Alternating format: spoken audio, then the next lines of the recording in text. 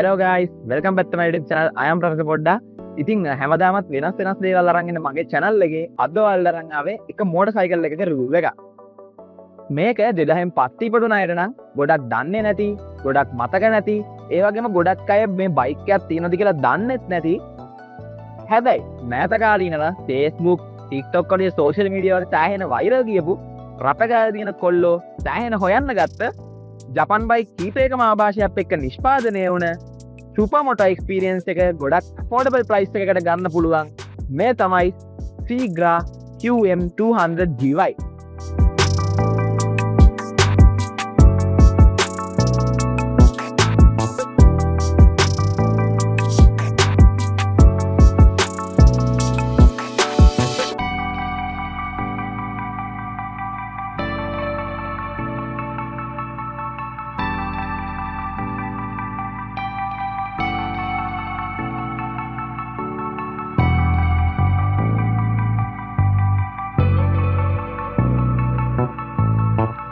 මේ QM200GY කියන bike එක ගැන කතා කරන්න කලින් Seegra කියන බ්‍රෑන්ඩ් එක ගැන අපි පොඩ්ඩක් කතා කරලා ඉමු. Seegra කියන්නේ 2000 දශකයේ මුල් අවධියේදී ලංකාවට රිලීස් වුණ මොටර්සයිකල් බ්‍රෑන්ඩ් එකක්. ඒ කාලේ ප්‍රසිද්ධ ආයතනයක් වුණු Selinco Grameen Automobiles කියන ආයතනය විසින් මේ Seegra බ්‍රෑන්ඩ් එක ලංකාවට හඳුන්වා දෙන්න කියලා තමයි අපිට තොරතුරු හොයාගන්න පුළුවන් වුණේ. අද අපි මේ කතා කරන බයික් එක ගත්තොත් මේක නිෂ්පාදනය වෙන්නේ චීනයේ Tingxi කියන සමාදමේ. මේ බයික් එකේ මොඩල් නේම් එක තමයි Tingxi QM200GY. මේක ලංකාවට ආනයනය කළයින් පස්සේ ලංකාවේ මාකට් එකට රිලීස් වුණේ Seegra 200 කියලා. මීට අමතරව Seegra බ්‍රෑන්ඩ් නේම් එක යටතේ තවත් මොටර්සයිකල් කීපයක්ම ලංකාවේ මාකට් එකට ඒ කාලේ රිලීස් වෙලා තියෙනවා. ඒ අතරින් අපිට ගොඩම තනේලිය බයික් එකක් තමයි Seegra GN125 කියන්නේ. ඔව්, GN125 බයික් එකක් Seegra හරහා තමයි 2000 දශකයේ මුල් අවධියේදී ලංකාවේ මාකට් එකට ඇවිල්ලා තියෙන්නේ. හරි, ඉතින් අපි Seegra බ්‍රෑන්ඩ් එක ගැන ඕනටත් වඩා කතා කරා කියලා මම හිතනවා. ඉතින් අපි දැන් යමු අද මේ ගෙනල්ලා තියෙන බයික් එක මොකක්ද? ඇයි මේ බයික් එක නැච්චර සෝෂල් මීඩියා වල ජනප්‍රිය වුනේ කියලා බලන්න. හරි, කලින් කිව්වත් වැඩේ මේ බයික් එකේ මොඩල් එක එන්නේ Seegra QM200GY. මේ බයික් එක ප්‍රධාන වශයෙන් 125cc සහ 200cc විදියට cc capacity දෙකකින් ලංකාවේ මාකට් එකට රිලීස් වෙලා තියෙනවා. ඔයගොල්ලෝගේම සුපර්මෝටෝ version එකක් සහ big wheel එහෙම නැත්නම් rally version එකක් විදියට variation දෙකක් අපිට බලා ගන්න පුළුවන්. අද මම මේ අරන් ඇවිල්ලා තියෙන්නේ 200cc සුපර්මෝටෝ version එක. ඉතින් මුලින්ම කියන්නනේ මේක තමයි මේ බයික් එකට එන original face එක සහ headlight එක. මේ බයික් එකේ ඕනර් ඉතින් මේ බයික් එකට Kawasaki D-Track එකකින් headlight එකත් upgrade කරලා තියෙනවා. අපි මුලින්ම බලමු බයික් එකේ heart එක. එහෙම නැත්නම් engine එක ගැන. මේ බයික් එකට අපිට හම්බෙලා තියෙනවා 199cc single cylinder 4 stroke 2L single low head cam air cooled engine එක. මේ engine එකට පුළුවන් RPM 8000කදී horse power 15ක බලයක් ප්‍රොඩියුස් කරන්න. ඒත් එක්කම RPM 7000 නිව්ටන් මීටර 14.5ක ටෝක් එකක් රිලීස් කරන්නත් මේ engine එකට හැකියාව තියෙනවා. මේ බයික් එකේ අපිට net multiple clutch එකක් වගේ එන 5 speed gearbox එකක් බලා ගන්න පුළුවන්. මේක gear ratio එක 1 down සහ 4 up විදියට බලා ගන්න පුළුවන්. එන්ජින් එකේ බාහිර පනම Suzuki GN125 ගේ එන්ජින් එකට යම් සමානකම් පෙන්නනවා. ඒ වගේම සර්විස් එකේදී ඔයිල් චේන්ජ් එකක් කරද්දී හරියටම ඔයිල් ලීටර් එකක් මේ එන්ජින් එකට අල්ලනවා.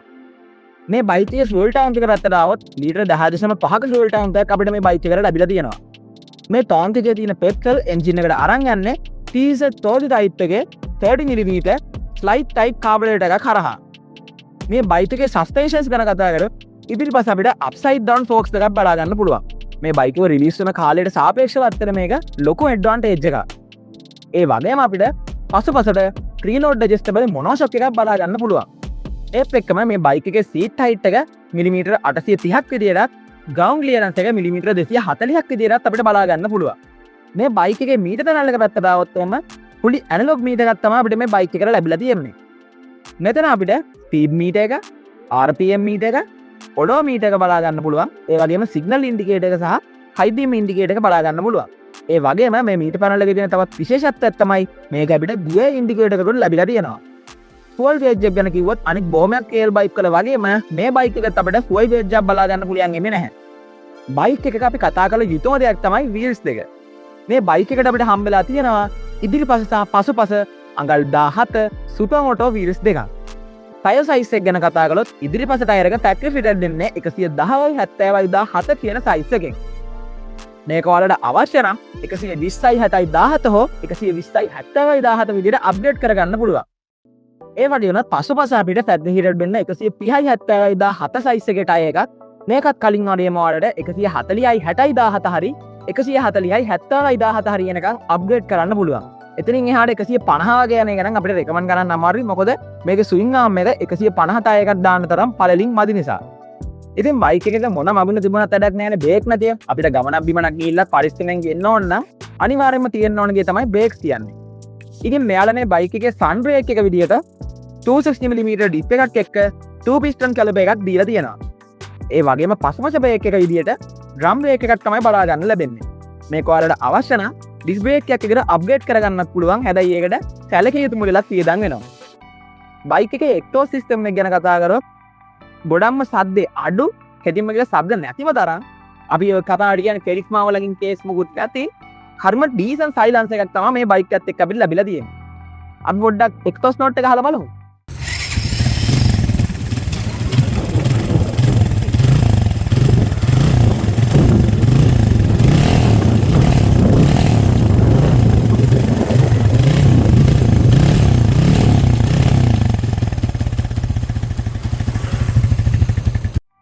ඉතින් ඔය ඇල් ටික තමයි අපිට මේ Tigra 200 බයික් එක ගැන කතා කරන්න තියෙන්නේ. මම හිතනවා ඔයාලට කිච්ච ගොඩක් ප්‍රශ්න මේ වීඩියෝ එකෙන් විසඳන්න නැති කියලා. ඉතින් අවසාන වශයෙන් තෑන්ක් කරන්න ඕන කෙනෙක් ඉන්නවා. ඒ තමයි අපේ චලග අයියා. ඉතින් එයාගේ තමයි මේ බයික් එක. තෑන්ක් යු චලග අයියා අපිට අපේ වීඩියෝ එක කරගන්න ඔයාලගේ බයික් එක දුන්නට. ඉතින් මේ චලග අයියාගේ බයික් එක ඉස්සරහට තවත් ලොකු වෙනස්කම් ටිකක් එක්ක අපිට බලා ගන්න පුළුවන් වෙයි. ඒ කියන්නේ මෙයා මේ බයික් එකේ fully modification එකක් කරන්න තමයි ලෑස්තිලා ඉන්නේ. අපි ආ modification එක කරාට පස්සේ මේ වලෙන් වීඩියෝ එකකින් ආයෙත් මේ බයික් එකත් එක්ක හම්බ වෙනවා. මේ වීඩියෝ වල අනිවාර්යයෙන්ම ලයික් එකක් දාන්න, යාළුවොත් එක්කන වීඩියෝ ෂෙයා කරන්න. ඔයාගේ අදහස්, ප්‍රශ්න, ගැටලු මොන හරි කියනවා නම් අනිවාර්යෙන්ම පල්ලා කමෙන්ට් සෙක්ෂන් එකේ දාන්න. අපි තවත් ඒරියකින් ඉක්මනින්ම ආම් වෙනකන් see you. Goodbye.